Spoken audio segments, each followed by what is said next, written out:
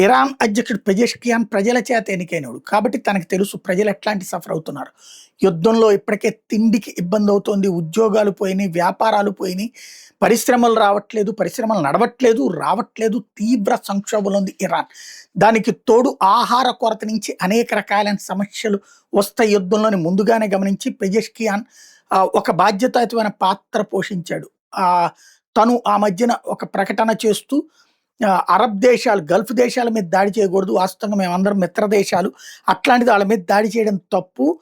వాళ్ళ క్షమాపణ చెప్తున్నాను. ఇకపైన యుద్ధం వాళ్ళ మీద చెయ్యబోమని చెప్పారు. కానీ ఇరాన్ అధ్యక్షుడి మాటని ఐఆర్జీసీ ఏదైతే కొమైనీ తయారు చేసినటువంటి తీవ్రవాద ముఠా సైన్యం, లేకపోతే మత తీవ్రవాద ముఠా సైన్యం ఏదైతే ఉందో వాళ్ళు అస్సలు పట్టించుకోవట్లేదు. అసలు పెజెష్కి పాకిస్తాన్ తరహాలో తయారైపోయింది.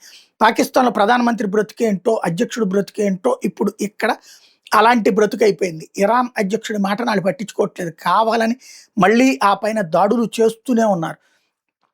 పర్టిక్యులర్ గల్ఫ్ దేశాలను దెబ్బతీసే కుట్రలు చేస్తూనే ఉన్నారు. అంటే ఇరాన్‌లో జరుగుతున్నది ఏంటయ్యా అంటే ప్రభుత్వం మధ్యన ఆధిపత్య పోరాటం కాదు, అధ్యక్షుడిని వెధవని చేస్తూ సైనిక పాలన నడిపే ప్రయత్నం చేస్తున్నారు.